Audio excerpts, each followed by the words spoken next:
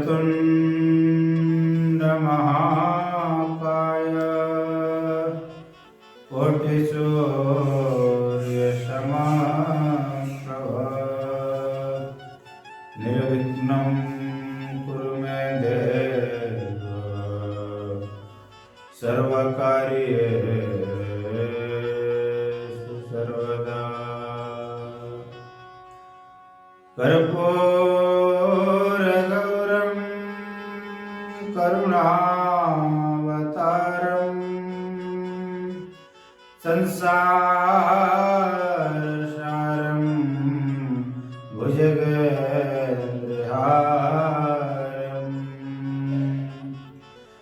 सदा वसन्तं हृदयारविन्दे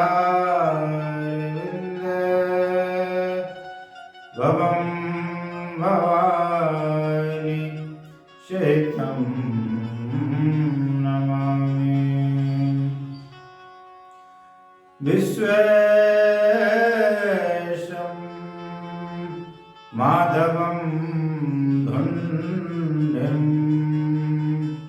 दण्डपाणिं च भैरवं वन्दे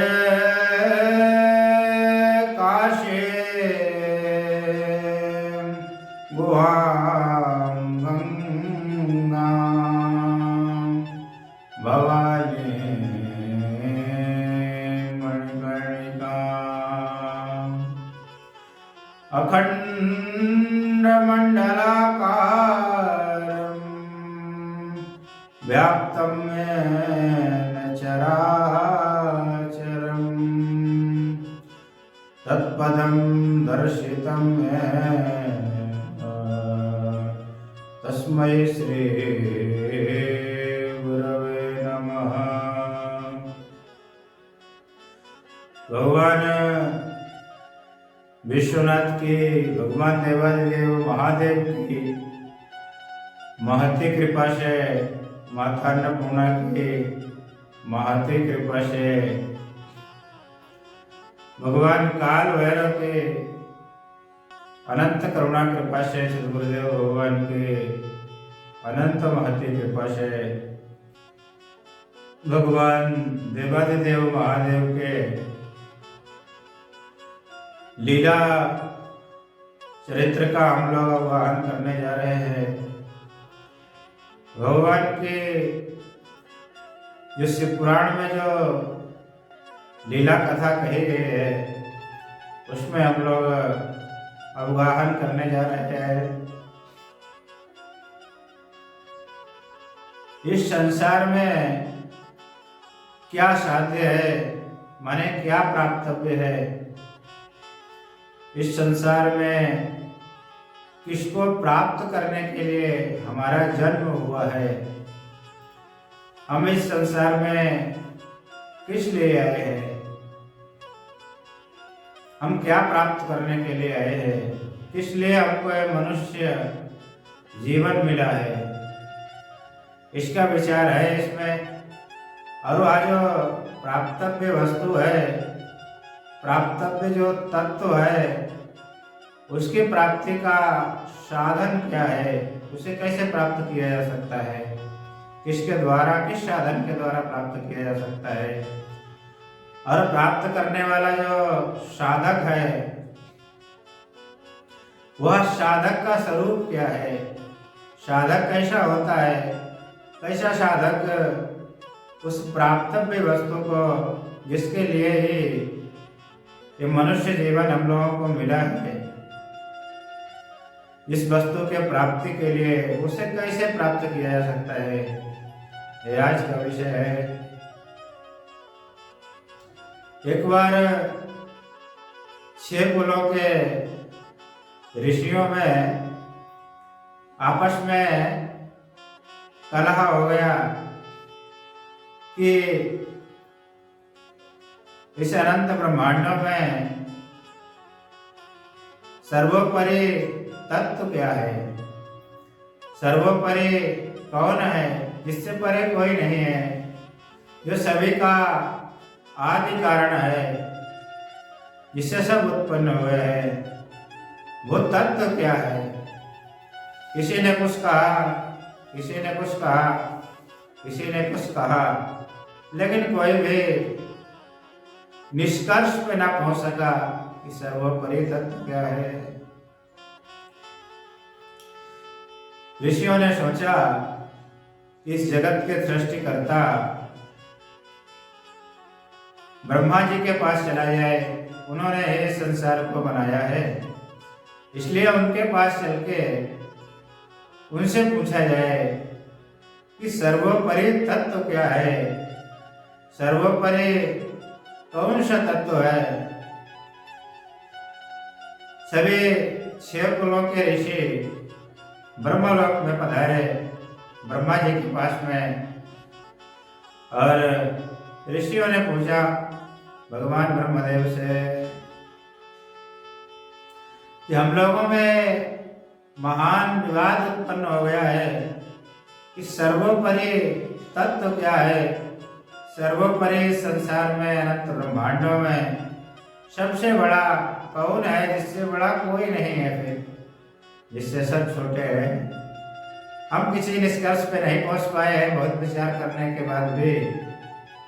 इसलिए हम हे ब्रह्मदेव, हे सृष्टिकर्ता, हम आपकी शरण में आए हैं, हमारे ऊपर कृपा कीजिए। कहा पुमान सर्वतत्व पुराण परता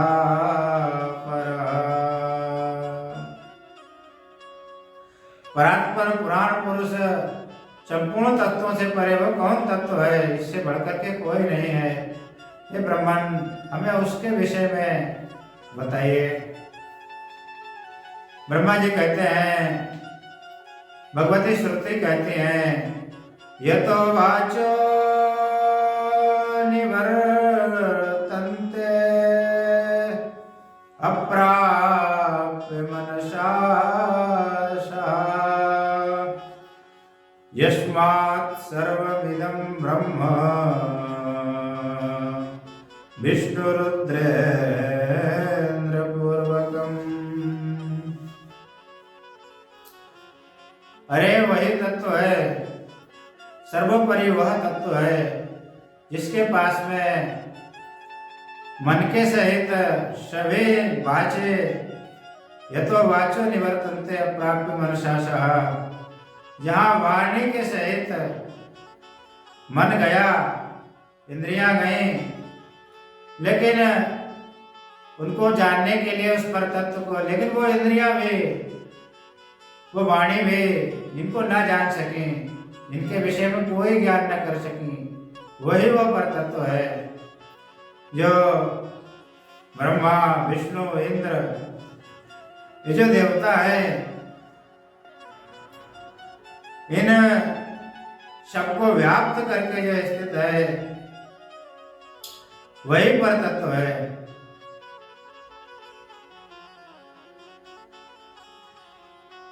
इसलिए हे देवो, हे ऋषियों, वो तत्व कोई और नहीं, एष देव महादेव सर्वज्ञ जगदीश्वर। वो कोई और तत्व नहीं है, वो देवादिदेव महादेव ही वो तत्व है जो सर्वोपरि है। भगवान महादेव से, भगवान विश्वनाथ से, भगवान शंकर से बढ़कर के इन अनंत ब्रह्मांडों में कोई नहीं है, क्योंकि उन्हीं से सारा संसार, ब्रह्मा विष्णु इंद्रादि देवता सब उन्हीं से प्रकट हुए हैं। भगवान देवादिदेव महादेव जो सर्वज्ञ है और जगदीश्वर, इस संसार के, इस जगत के ईश्वर हैं, नियामक है।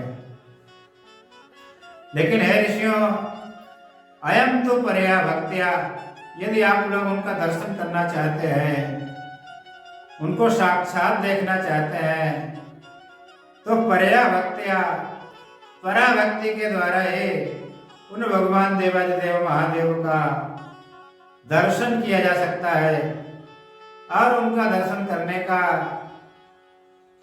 कोई उपाय नहीं है।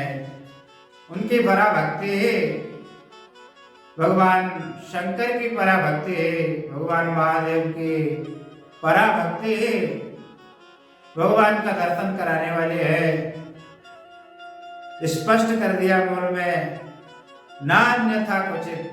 उनकी भक्ति को छोड़ करके और कोई ऐसा उपाय ही नहीं है जिसके द्वारा उनका दर्शन किया जा सके। कहाँ तक है हे ऋषियों, ये भक्ति भी भगवान देवादिदेव महादेव की कृपा से ही प्राप्त होती है। उनकी भक्ति उनकी कृपा से प्राप्त होती है, अथवा उनके जो भक्त हैं उनके संग से, उनकी कृपा से ही भगवान देवादिदेव की भक्ति प्राप्त होती है। और फिर भक्ति से भगवान देवादिदेव प्रसन्न हो जाते हैं, अपना दर्शन दे देते हैं। जिस तरह बीज से अंकुर उत्पन्न होता है और फिर उस अंकुर से पौधा बनता है और उससे फिर बीज की प्राप्ति हो जाती है। जैसे गेहूं खेत में लगाएंगे तो सबसे पहले उसका बीज बोना पड़ेगा, तो बीज से फिर अंकुर उत्पन्न होगा और अंकुर से फिर पुनः जो है माने बीज की प्राप्ति हो जाती है। उसी तरह भगवान देवादिदेव महादेव की प्रसन्नता से भक्ति की प्राप्ति होती है और भक्ति से फिर देवादिदेव महादेव की प्राप्ति होती है।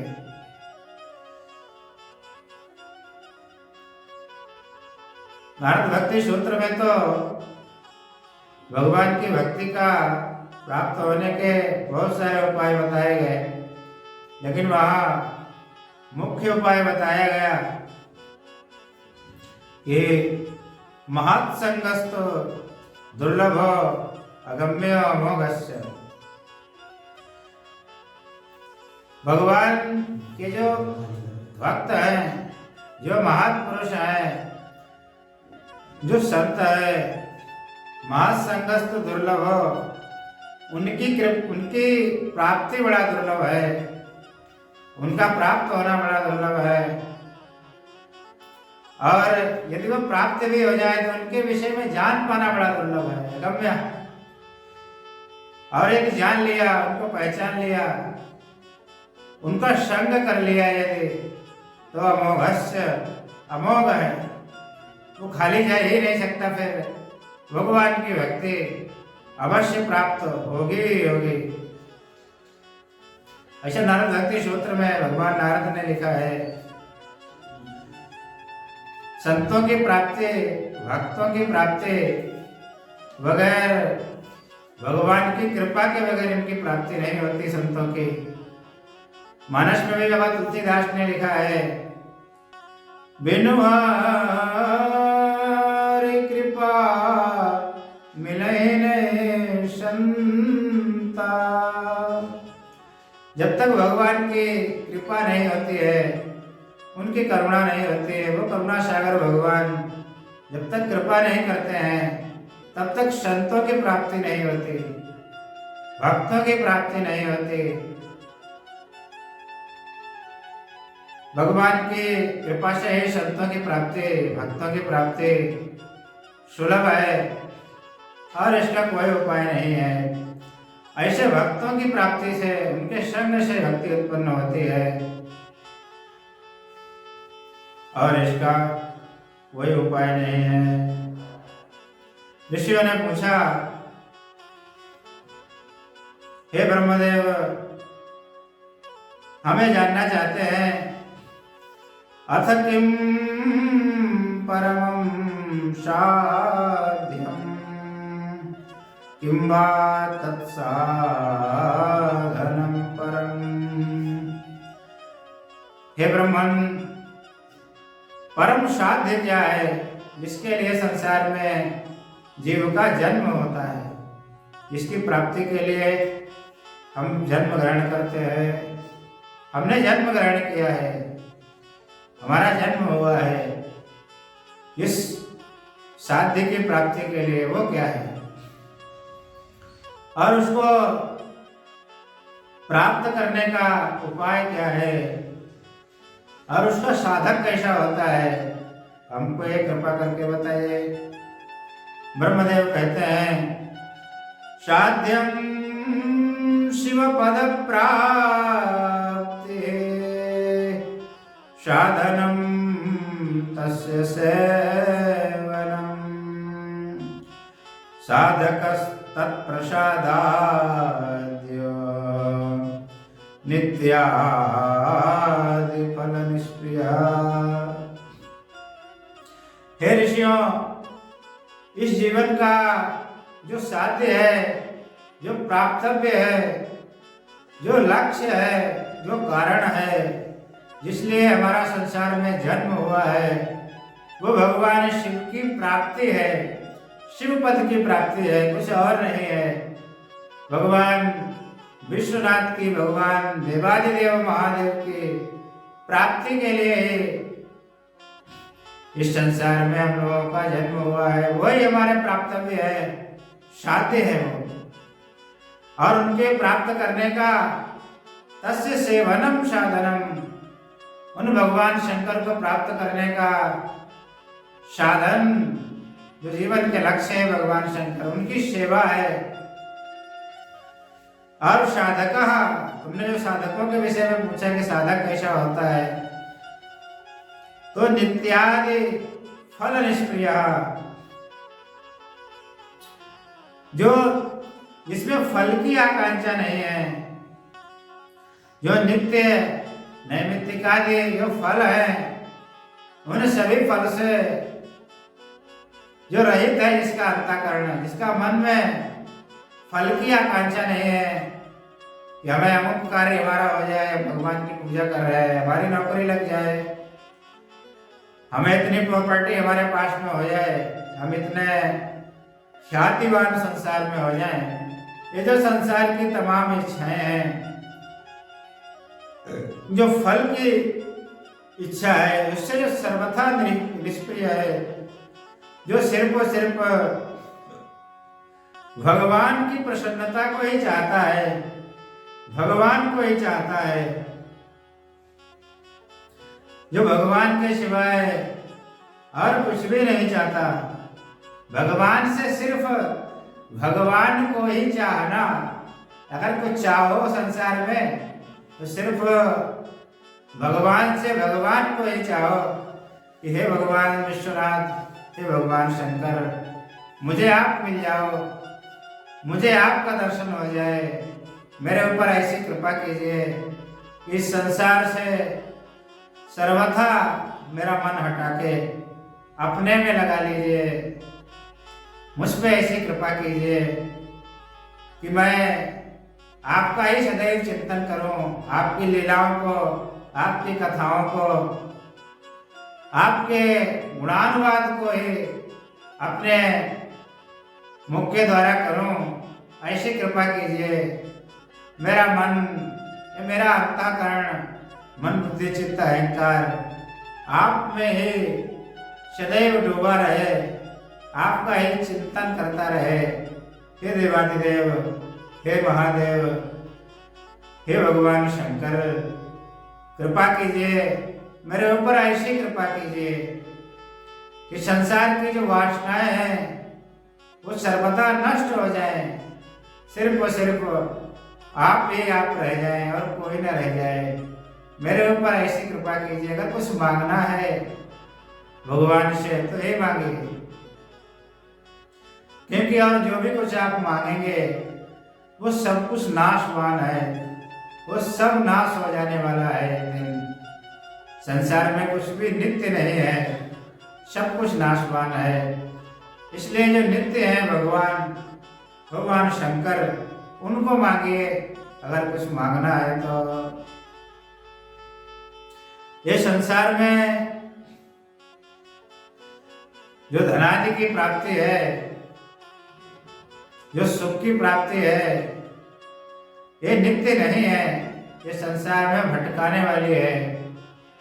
जो कामनाओं की तृप्ति कभी हो ही नहीं सकती व्यक्ति की, जो कामनाओं से व्यक्ति है उसे संसार के सारे भोग, सारी स्त्रियां, सारा धन, सब कुछ संसार का उसे दे दिया जाए, लेकिन फिर भी उसका मन तृप्त नहीं होगा।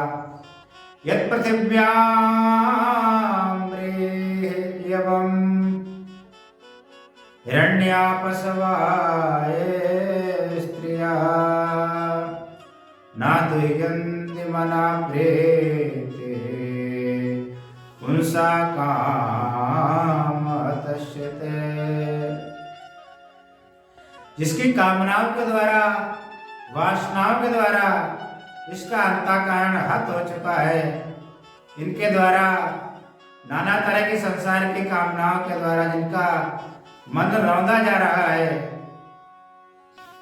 उन्हें संसार के सभी भोग दे दिए जाए, लेकिन फिर भी उनका मन कभी प्रसन्न नहीं हो सकता। अभी तो उल्टा क्या होगा? अभिखा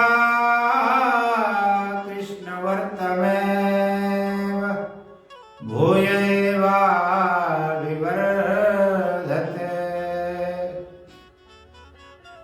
जैसे यज्ञ में, यहाँ यज्ञ में प्रचंड अग्नि लगी हुई है, उस यज्ञ में, उस प्रचंड यज्ञ में, उस हवन कुंड में आप कितना भी घी डालिए, चाहे आप कैन के कैन घी उसमें आप डालिए, उससे अग्नि और बढ़ती ही जाएगी। हविका कृष्ण वर्तमेव भूयैवाभिवर्धते। उसमें चाहे जितना घी डालते जाइए आप, जितनी मात्रा में घी डालेंगे उतनी मात्रा में अग्नि और बढ़ती जाएगी। उसी तरह ये जो वासनाओं की अग्नि है, अंतःकरण में जो हमारे मन में, हमारे चित्त में जो वासनाओं की जो अग्नि लगी हुई है, इसमें महाराज आप जितना इनको तृप्त करेंगे, जैसे हवन कुंड में घी डालने से वो अग्नि और बढ़ती ही जाती है, अग्नि कभी तृप्त नहीं होती, जितना डालोगे उतना ही बढ़ती जाएगी। ठीक उसी तरह से, उसी प्रकार से जितना भोगों की वासनाओं को आप बढ़ाएंगे, जितना भोगों को भोगेंगे, वो वासना अग्नि की तरह बढ़ती ही जाएगी, इसका कोई अंत नहीं है। माने जब 1 लाख की भावना पूरी हो जाएगी वासना, तो 10 करोड़ की उत्पन्न हो जाएगी, 10 करोड़ की उत्पन्न होगी, पूरी होगी, 10 अरब की हो जाएगी, 10 अरब की जब पूरी होगी वासना, तो ये 10 खरब की वासना उत्पन्न हो जाएगी।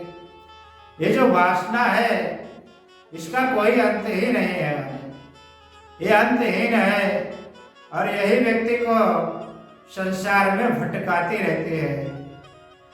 यही संसार में व्यक्ति को कभी कीट, कभी पतंगा, कभी मनुष्य, कभी देवता, कभी पशु बनाती है। इसलिए वासनाओं को, अरे वासना यदि ना पूरी हो तो क्या, जब पूरी हो तो लोभ बढ़ता जाता है। व्यक्ति की वासना, कामना यदि पूरी हो तो लोभ बढ़ता जाएगा, हवन कुंड की अग्नि की तरह, कि और पूरा हो, और पूरा हो, और पूरा हो। और यदि ना पूरा हो तो कामात क्रोधो भी जायते। यदि ना पूरा हो तो महाराज क्रोध उत्पन्न हो जाता है। व्यक्ति का कोई काम पूरा ना हो, अब वो काम नष्ट, वो पूरा ना हो पाए, उसमें कोई विघ्न उत्पन्न हो जाए, उसका नाश हो जाए, तो संसार में देखने में आता है कि व्यक्ति आग बबूला हो जाता है। अरे मेरे 10 लाख का मुझे लाभ होना था, 10 करोड़ का लाभ होना था, इस व्यक्ति की वजह से वो नहीं हुआ, मैं इसकी हानि करूंगा, मैं इसे दंडित करूंगा। तो कामना की पूर्ति होने पर लोभ बढ़ता जाता है, और कामना की न पूर्ति होने पर, वासना की न पूर्ति होने पर व्यक्ति का मन में क्रोध आता है। इसलिए वासना सर्वथा त्याज्य है, वासना को पालना अच्छा नहीं है। इसलिए भगवान देवादिदेव महादेव की शरण ग्रहण करना है, उनकी भक्ति को प्राप्त करना है इस जीवन का परम लक्ष्य है, ना कि इन वासनाओं को तृप्त करना। श्रीमद् भागवत में भी जीवस्य तत्व जिज्ञासा, मनुष्य को ये जीवन मिला हुआ है ये भगवत प्राप्ति के लिए मिला हुआ है। भगवान शंकर की लीला कथाओं का आनंद लेने के लिए बना है जीवन, उनकी प्राप्ति के लिए जीवन मिला हुआ है, न कि संसार में डूबने के लिए मिला हुआ है। संसार के जो विषय हैं इनके लिए तो शास्त्र में आया है कि इनका भक्त तो औषधवत विषयान सेवेत, जैसे औषधि का सेवन किया जाता है रोग को नष्ट करने के लिए, उसी तरह औषधि की तरह विषयों का सेवन करना चाहिए, क्योंकि शरीर सभी धर्मों का साधन है। शरीर चलता रहे, शरीर की रक्षा होती रहे, शरीर की पूर्तियां होती रहे, इतना ही आवश्यक बताया है शास्त्र ने।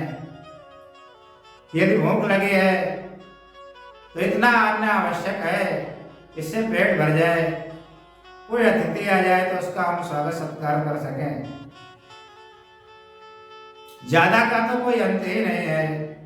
सर्दी लग रही है तो वस्त्र पहनना आवश्यक है, नहीं तो शरीर बीमार हो जाएगा। तो जो जिससे शरीर की रक्षा हो जाए, जो भगवत प्राप्ति में साधक हो, बाधक न बने, इतना ही विषय का ग्रहण आवश्यक है। इससे अतिरिक्त विषय में डूबना अपने नाश करने के समान है, क्योंकि ये जो मनुष्य जीवन है ये अत्यंत दुर्लभ है। कबहू का करी करुणा निधि दे, जब भगवान देवादिदेव महादेव भगवान शंकर जब बड़ी अनंत कृपा करते हैं तो कभी कृपा करके मनुष्य जीवन मिलता है। सुर दुर्लभ सद ग्रंथ गावा, ऐसा कहा गया है। बड़े भाग मानुष तन पावा, सुर दुर्लभ ग्रंथ गावा।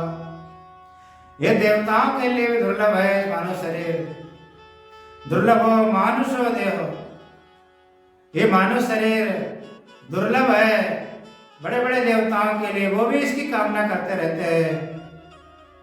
और उसमें भी भारतवर्ष में मनुष्य जीवन मिलना ये तो परम परम परम सौभाग्य की बात है। बगैर पुण्यों के पुंज के बिना भारत में जन्म मिल ही नहीं सकता। अनंत पुण्य जब हमारे इकट्ठे हो जाते हैं तब भारत में हमको जन्म मिलता है। ये भारत जो है देव भूमि है, पुण्य भूमि है, ये कर्म भूमि है, ये मोक्ष भूमि है भारतवर्ष।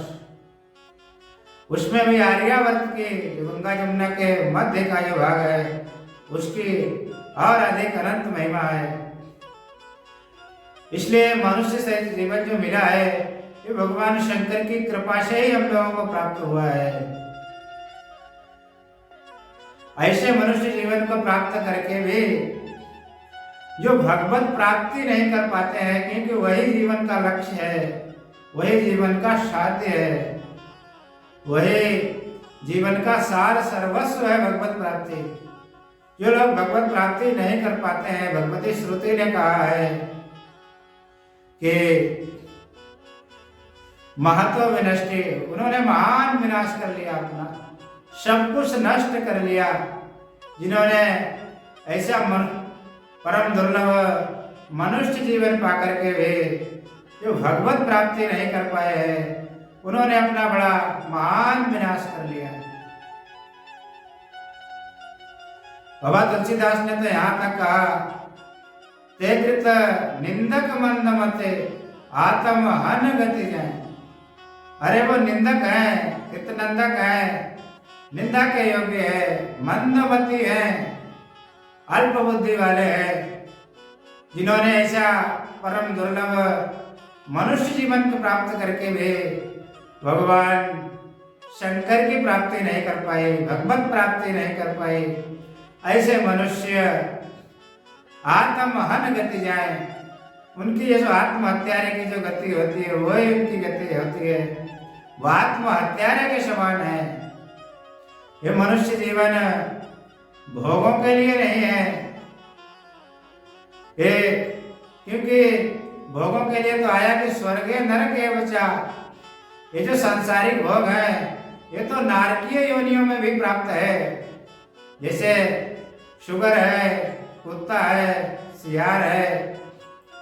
ये जो जिनको आजकल लोग भोगों को ही सर्वोपरि महत्व दे रहे हैं, भोगों के लिए ही जी रहे हैं, ये भोग तो दूसरी योनियों में भी प्राप्त है, जैसे कुत्ते की योनि है या शुगर की योनि है, तो उसे भी खाने पीने का भोग प्राप्त है।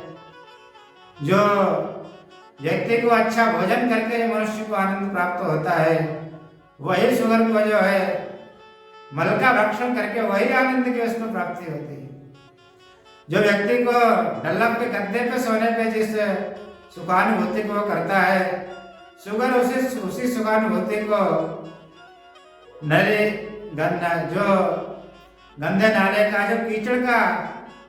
जो कीचड़ है नाले का, उसमें लेट करके उसी सुख को अनुभव करता है।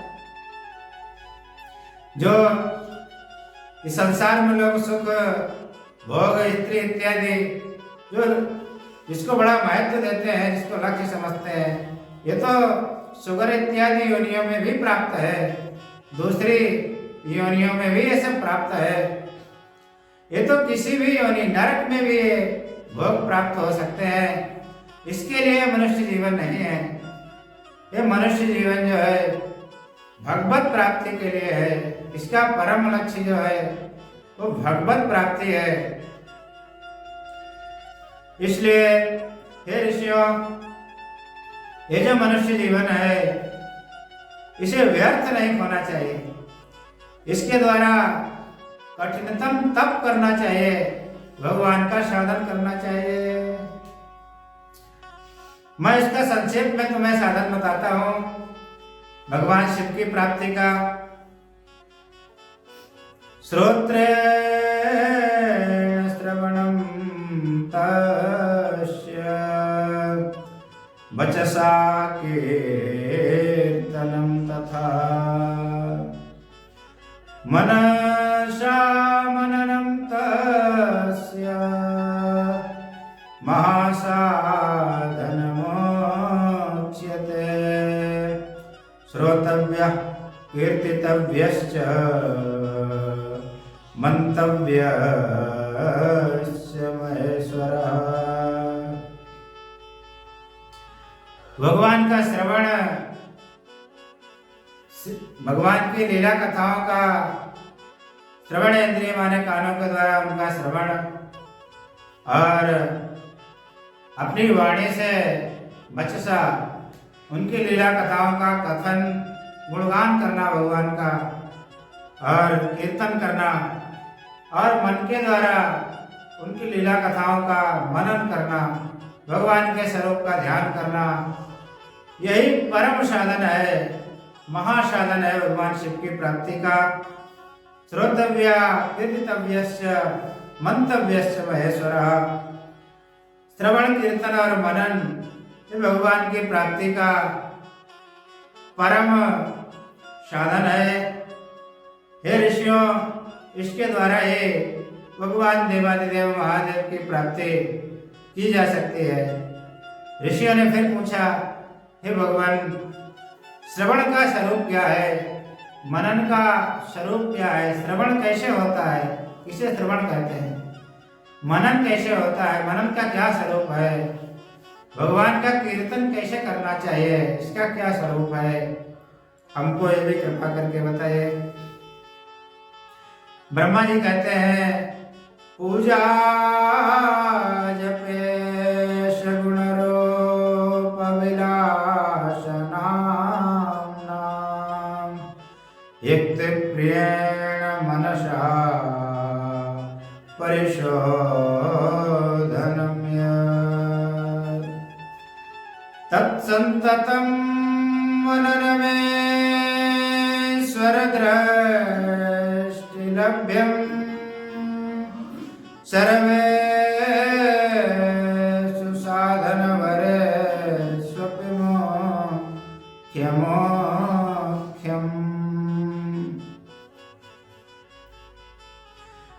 युक्ति परायण चित्त के द्वारा, युक्ति परायण चित्त का तात्पर्य क्या है? भगवान में चित्त लगा होना चाहिए। इजर योग है, भगवान से संबंध हो चित्त का, और भगवान में मन को लगा करके भगवान की पूजा करना, भगवान का जप करना, भगवान के गुणों का कथन करना। परिशोधनम यत्, इनके द्वारा जो चित्त का शोधन होता है, जो मन का चिंतन, जब हम मन से भगवान की पूजा करते हैं, जप करते हैं, उनकी लीला कथाओं का कथन करते हैं, इससे जो मन का परिशोधन होता है, जो मन शुद्ध होता है, इसी को मनन कहते हैं, मननम। और ईश्वर दृष्टि लभ्यम, वह महेश्वर की ये जो मनन है, कि भगवान देवादिदेव महादेव के ईश्वर दृष्टि लभ्यम, भगवान की जब कृपा दृष्टि होती है, जब उनका अनुग्रह होता है, तभी ये प्राप्त होता है। ये सभी साधनों में मुख्य है ऋषियों। दूसरा आपने जो पूछा कि भगवान का कीर्तन का क्या स्वरूप है, कीर्तन किसे कहते हैं? तो भगवान के जो वेद में स्तुतियां दी गई हैं, उनके वेद मंत्रों के द्वारा भगवान की स्तुति करना, यही कीर्तन है। भगवान देवादिदेव महादेव के जो ऐश्वर्यमय जो लीला है, उनका कथन करना एक कीर्तन है। उनके रूप का, उनके विलास का अपनी वाणी के द्वारा कथन करना, गाना उनको, यही कीर्तन है। लेकिन किसी को श्रुति नहीं आती है, किसी ने वेद नहीं पढ़ा है, तो वो कैसे करेगा?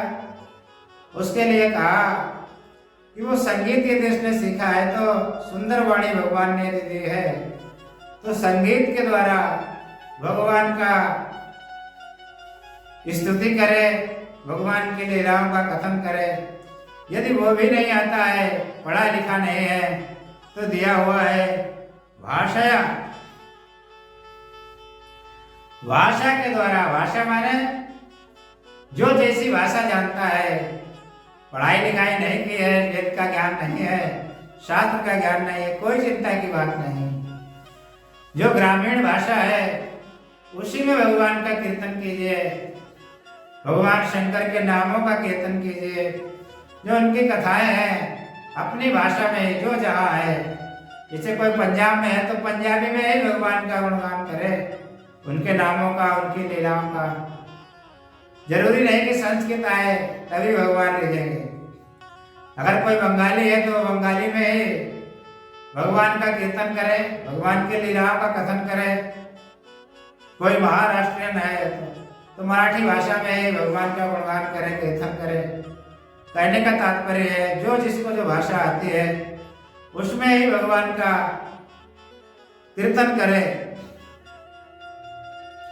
लेकिन इसमें एक खास बात कही गई है कि भगवान का श्रद्धा पूर्वक कीर्तन करना चाहिए। यदि श्रद्धा हमारे मन में रहेगी तो जो हम भगवान का कीर्तन करेंगे श्रद्धापूर्ण होकर के, तो उसका फल हमको अत्यंत शीघ्र ही प्राप्त हो जाएगा। और ये मध्यम साधन है। और जो श्रवण है ऋषियों, वो ये है, मूल में दिया गया है, स्त्री केलिवत् दृढ़तरम प्रणिधीयते। जैसे स्त्री केली में स्त्रियों की चर्चा में, उनके संग में जैसे मन की रति होती है, जैसी मन की गति होती है, स्वभावता उनमें बन जाता है। वैसे स्त्री केली के समान ही, जैसे स्त्रियों की वार्ता सुनने में, उनकी रसमयी वाणी सुनने में, उनकी बातों की चर्या हाव इत्यादि के विषय में सुनने में जैसी मन की गति होती है, जैसी दृढ़तर गति मन की होती है, वैसे ही भगवान शंकर की कथाओं को सुनने में, उनके रूप के चिंतन में और उनके जो भक्त हैं उनकी कथाओं को सुनने में ऐसी जो रति होती है, जो प्रीति होती है, जो मन की गति होती है, इसी को श्रवण कहते हैं ऋषियों।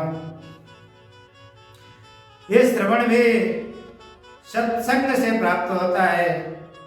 ये सब कुछ संत संग से प्राप्त होता है। भगवान की जब कृपा होती है तब संतों का संग प्राप्त होता है।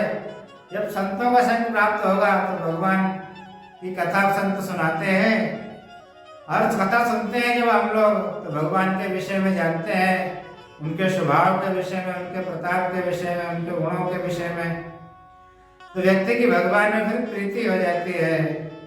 प्रीति होने पर उसका चिंतन बन जाता है, उसका मनन बन जाता है, और ये सर्वम ही संभवति शंकर दृष्टि पाते। ये भगवान देवादिदेव महादेव की दृष्टि से, उनकी कृपा से ही ये सब कुछ संभव है। भगवान की जो कृपा है उसका पता ही इससे चलता है। यदि किसी के जीवन में संत की प्राप्ति हो जाए, भक्तों की प्राप्ति हो जाए, संतों के चरणों में हमारी रति होने लगे, प्रीति होने लगे, तो जानिए कि हम पर भगवान की कृपा है, हम पर भगवान कृपा कर रहे हैं, भगवान हमें अपनी तरफ बुला रहे हैं, भगवान वो हमें दर्शन देना चाहते हैं, मिलना चाहते हैं। क्योंकि जब भगवान कृपा करते हैं तभी संतों को मिलाते हैं, तभी संत संग देते हैं। भगवत भगवान लभ्यते भी तत्कृपैव। नारद भक्ति सूत्र में एक सूत्र ही बना दिया भगवान नारद ने, तत्कृपैव लभ्यते। भगवान की कृपा से ही संतों की प्राप्ति होती है, भक्ति की प्राप्ति होती है भगवान की कृपा से ही। जब द्रवहि दीन दयाल तब साधु संगत सेवे से। जब कभी कभार दीन दयालु भगवान जब द्रवित हो जाते हैं, करुणा सागर भगवान जब अपनी करुणा की झरझर वर्षा करते हैं, तब साधु संगति, तब संतों की संगति मिलती है। संतों की संगति का ही फल है भगवान में प्रेम उत्पन्न होना, भक्ति उत्पन्न होना। एक बड़ा सुंदर श्लोक श्रीमद् भागवत के प्रथम स्कंद द्वितीय अध्याय में प्राप्त होता है। नष्ट प्रायेषु अभद्रेषु नित्यं भागवत सेवया। जब हम संतों का भागवत सेवया माने भक्तानाम सेवया, जब भक्तों का सेवन करेंगे, संतों का सेवन करेंगे, उनकी सेवा करेंगे, तो नष्ट प्रायेषु भद्रेषु, मेरे हम लोगों के प्राय करके माने अधिकतर पाप नष्ट हो जाएंगे, अंतःकरण की शुद्धि हो जाएगी। और उसकी पहचान क्या है कि हमारे अंतःकरण की शुद्धि अभी हुई है या नहीं, तो आगे की पंक्ति में बता रहे हैं, भगवते उत्तम श्लोके भक्तिर्भवति नैष्ठिके। जब भगवान देवादिदेव महादेव के चरणों में भक्ति उत्पन्न होने लगे, जब प्रेम उत्पन्न होने लगे, वो भी कैसी भक्ति, नैष्ठ की भक्ति, तब जानिए कि साधु संगति हमारी सफल हो गई है। साधु की संगति, धन पैसे की प्राप्ति होना, इनका बढ़ना, इसमें सफलता नहीं है। इसकी भगवान की भक्ति में प्राप्त होना ही उनमें भक्ति उत्पन्न होना। अब वो भी कैसी भक्ति उत्पन्न होना? नैष्ठिकी भक्ति, भगवत उत्तम श्लोके भक्तिर्भवति नैष्ठिकी। नैष्ठिकी माने नितराम तिष्ठति, हमेशा अंतःकरण में रहने वाली भक्ति उत्पन्न हो जाएगी। ऐसे भक्तों के परम माने महिमा शास्त्र में गाई गई है। जितने ही भक्तों की महिमा कही जाए वो कम ही है। यहाँ तक कहा गया है महतां संग कालस्य कोटियर्ग्रहणं विदुः। अरे हजारों हजार करोड़ों करोड़ जो भगवान सूर्य पे जो ग्रहण लगता है, जो सूर्य ग्रहण का जो करोड़ों सूर्य ग्रहणों का जो फल है वो एक तरफ, और महापुरुषों को महताम संग कालस्य, महापुरुषों का जो क्षणमात्र का जो संग है, किंचित काल थोड़े समय का जो 2-4 मिनट का जो संग है, उसकी फलता एक तरफ वो और एक तरफ करोड़ों सूर्य ग्रहण को जो फल है वो बराबर ही है, वो उससे अधिक नहीं है। कोटियर्क ग्रहणम विदुः, अपितु संतों का संग सूर्य करोड़ों सूर्य ग्रहणों का जो फल है उससे भी अधिक है। इसलिए संतों की जो प्राप्ति है जीवन में वो भगवत कृपा का ही परिणाम है, भगवान की प्रसन्नता का ही परिणाम है। इसलिए है ऋषियों, ये जो श्रवण मनन और कीर्तन है ये संत संग से, इसकी जड़ है संत संग। ये संत संग से ही संभव है, संत संगमेन भवति। ये संतों के संग से ही, भगवान के भक्तों के ही संग से संभव है, अन्यथा बड़ा ही दुर्लभ है। इसकी परम महिमा शास्त्रों में गाई गई है। लेकिन